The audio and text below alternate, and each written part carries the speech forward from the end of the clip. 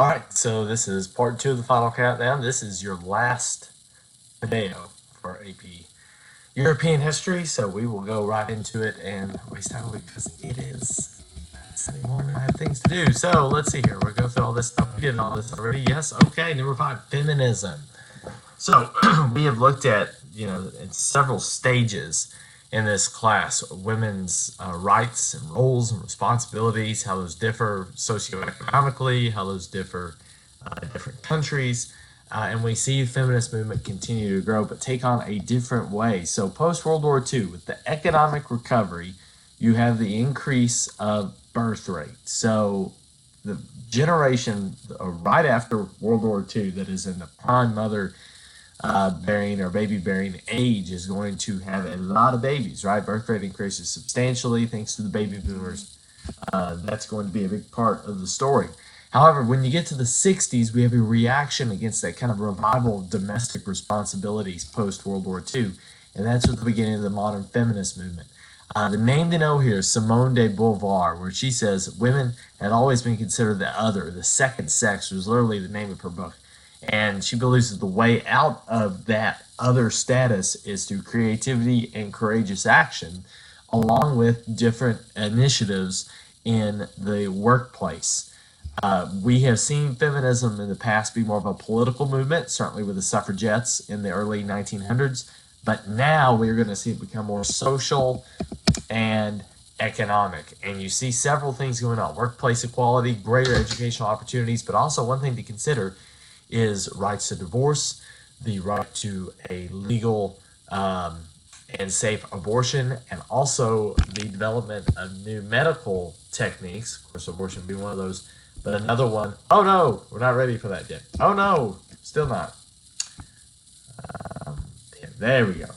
The development of a reliable birth control method, which allows women to family plan and to also kind of go separate ways, either go to career route or you go to the family route. And it allows women to become much more of a intentional player in economic and social situations, not being, I guess, dictated by, if, pregnancy happens. So birth control is something that does legitimize women's roles in the workplace, or at least makes it much more relevant. Okay, so religious reform. We have seen the Catholic Church from the very beginning, but we went through a period of time, the 18th, 19th century, where the church was not very influential. Well, that's going to really change as you go toward the 20th century and you get the Vatican II conference. The church, remember the Council of Trent back in the 1500s, where they're trying to figure out all the bad things that they were doing. Catholic Church Problems hashtag, try to clean that up, try to convince new Protestants to come back to the church. Well, the Protestants are gone, and now you've got, in the 60s, you've got a lot of people are leaving the church and organized religion altogether. So how does the church become more relevant without betraying their guiding principles? Well, that was the challenge at Vatican II. And what they decided to do, first of all, is to allow the vernacular in Mass. Okay, so now the people can speak in the language of the vernacular during Mass, which I think is common sense. And then also that other Christian groups should be respected, that we shouldn't talk bad about the Protestants or the Orthodox or other cousin Christian groups. This is maybe the biggest thing. The church decides, Cold War, we see a lack of individual freedoms in Eastern Europe. We're going to speak out about that. So the church is going to play a role in denouncing communism and supporting human and natural rights. So that's something that they started to do, to denounce the Nazis in Nazi Germany as best they could have during that period. But now they're also going to speak out against communism and the suppression of human and natural rights. And John Paul II, who's the Pope during the 70s, 80s, and 90s, also 2000s, I believe, he's going to go to Poland, his home nation, to speak to people about the importance of freedom and democracy. So it's so interesting that, if you take a look at this stuff right here, this is basically your classical liberal thought. And remember, back in the age of the isms, how the church was so violently against liberalism. So it's interesting how the tides have turned a little bit, but it's the church now kind of embracing that and saying, hey, these ideas actually are kind of important. So number three, this is a pretty simple idea. So as the economy continues to grow, mass production, new food technologies, industrial efficiency, increased disposable income, people can spend more money on things, and creates a consumer culture. And a big part of that culture is America's influence throughout the world, not only in economics, but also our social influence. So we are everywhere, especially in Western Europe, but that's going to permeate throughout the whole world. One of the interesting scenes you can look at is like when the first McDonald's opened in Russia, when the Iron Curtain falls. Kind of interesting, again, to see the American influence go to places that it was denied for so long. So our influence is spreading everywhere. Okay. Let me pause for this. Well, you see that like bright? It's like the sun is in my house. So let me see if I can turn it off. Oh crap! That's not okay. Is this okay? Oh, it looks like I'm shining. Shine bright like a diamond. Oh, look at me.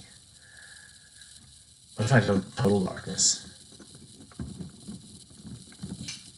Oh, this is awesome. I'm totally ending the year like this. Okay, so why haven't I done this all year? This is like really cool.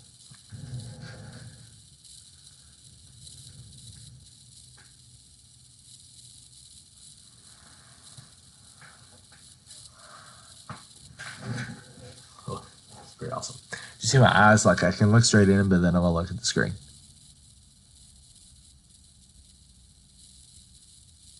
Okay, it's too dark. Okay, and too weird. Okay. All right. Post World War II, Europe sucks. So, like, how do we fix that?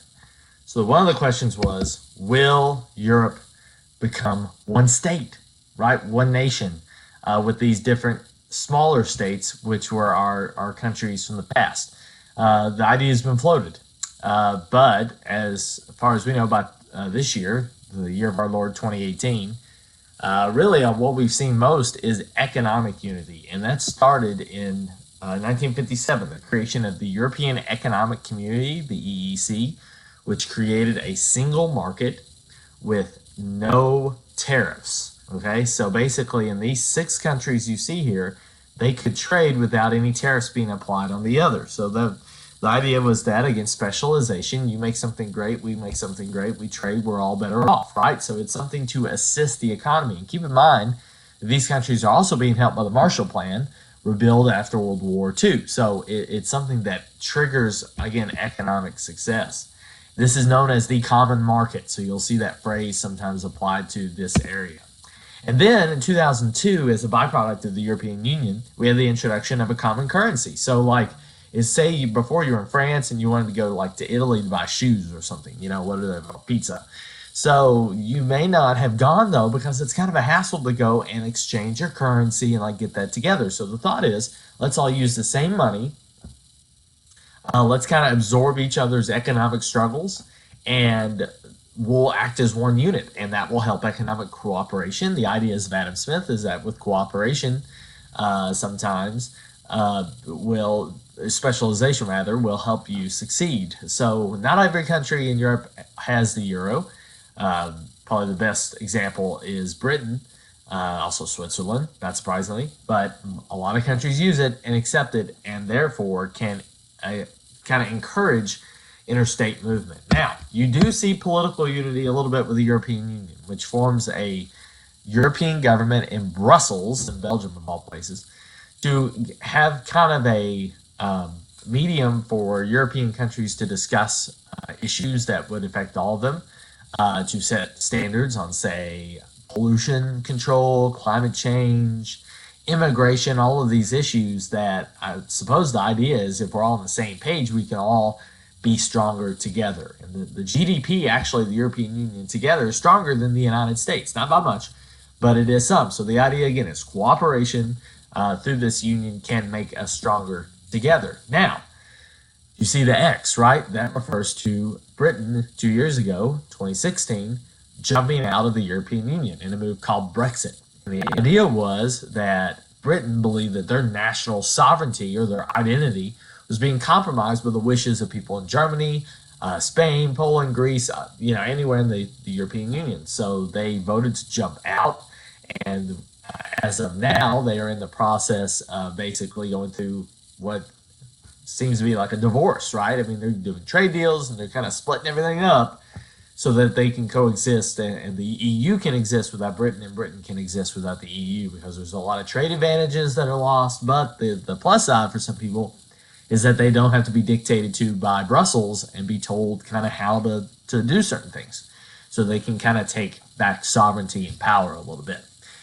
And that leaves us with the end, and that's the emergence or reemergence of Russia as a geopolitical threat thanks to Vladimir Putin, who since taking office in 2000 has slowly eroded away personal freedoms and liberties that were established after the fall of the Soviet Union.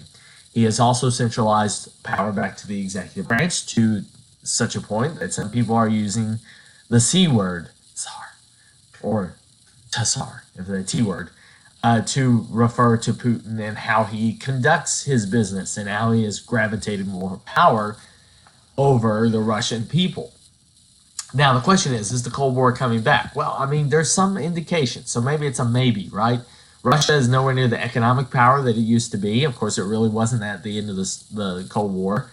But geopolitically, they're very active in the Middle East. Obviously, they seized the Crimean Peninsula in 2014, has allied with the Assad regime in Syria, which the U.S. and the EU both want out of power. So there is some disagreement, there is some disgruntlement, and certainly there is much more of a national rivalry with the Russians from the American point of view than there was, say, 5-10 years ago. So it is something that we will watch in the future to see if this Cold War returns. And I would maintain that if it is here in the presence of informational conflict and the rise and dissemination of fake news and altered news through social media platforms that Russians have been found to have been pushing and trying to destabilize democratic elections in Western Europe and the United States. Not saying any candidates win because of that.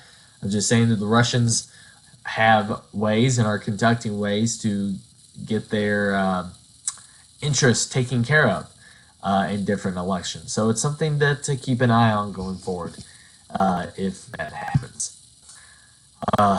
Yeah, that's it. So, yeah, I guess I'll just sign off here.